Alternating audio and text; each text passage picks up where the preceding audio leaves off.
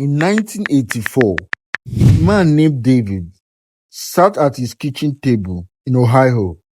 He had just lost his job at a steel plant, but he had a newborn son. So he did what every father would do. Yeah. He borrowed, he took out a government subsidized loan to start a lawnmower repair shop. He wrote a letter to his son to be opened on his 40th birthday. In it, he said, I am borrowing money so you could have a better life. One day, you will pay me back, but you will be happy to pay it because I built something for you. Fast forward, the son, also named David, opens the letter today, but he isn't happy.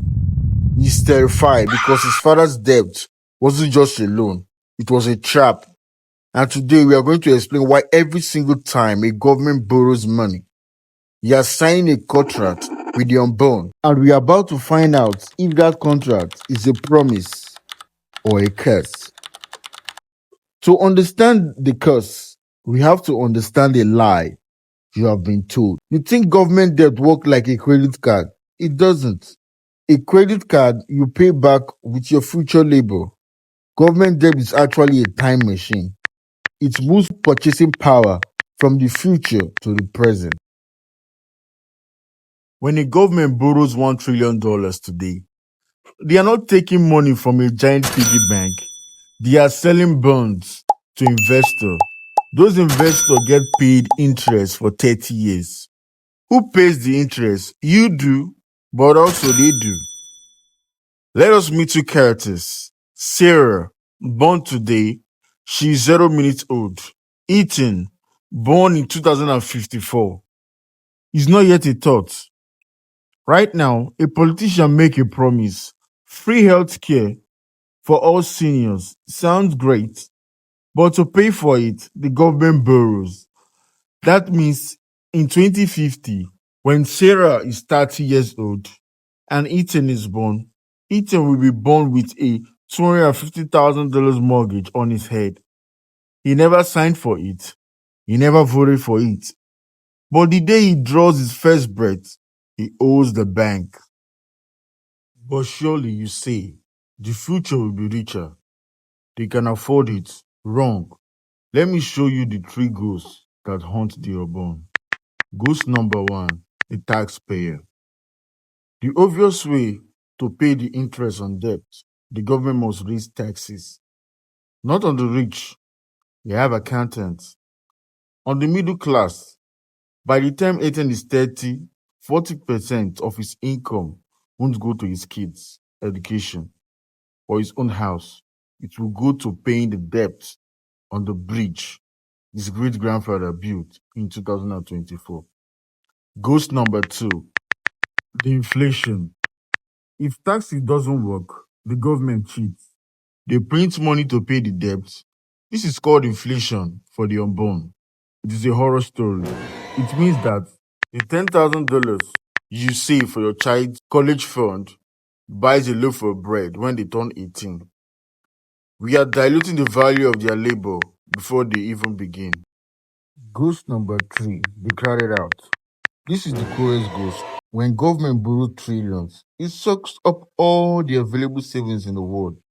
Banks have no money left to lend to the teenager who wants to start bakery or the inventor who wants to cure a disease. The government takes the capital and leave the unborn with nothing to build with. The unborn aren't just inheriting debt, they are inheriting poverty of opportunity. Here's the philosophical horror. The people who suffer the most don't get to vote. A politician will say, we have cut taxes and increased spending. Everyone applauds. Everyone at the podium is over 50. They will be dead before the bill comes due. They are throwing a party and the unborn are paying the catering bill. Think about climate change. We scream about it because the unborn suffer. But debt is a climate change for the economy. It is slower, it is quieter, but it is absolute. Economists call this intergenerational tyranny. It means the majority, the alive, are enslaving the minority, the not yet born. because the unborn cannot protest, they cannot riot, they cannot elect a new government. Here is the scariest data you will see today. For 60 years, interest rates were low. We borrowed cheaply. We thought we were geniuses. But inflation is waking up. Interest rates are rising.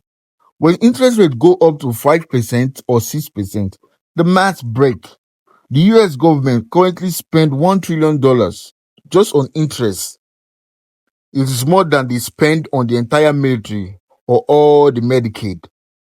At a certain point, economists call this the snowball point. The debt grows faster than the economy can grow.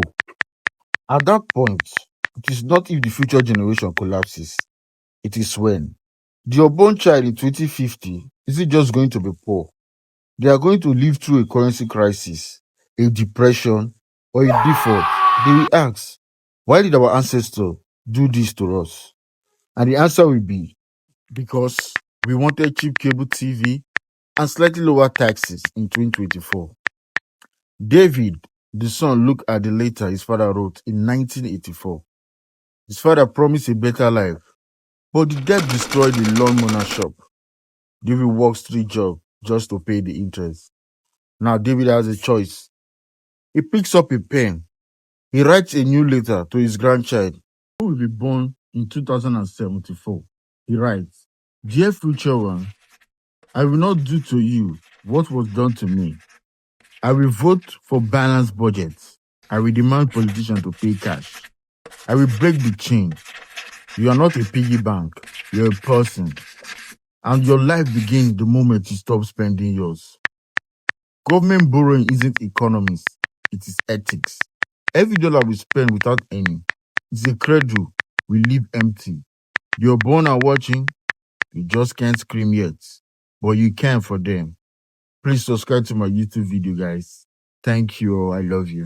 Subscribe, follow for content like this. Thank you. Please subscribe, follow. I like you.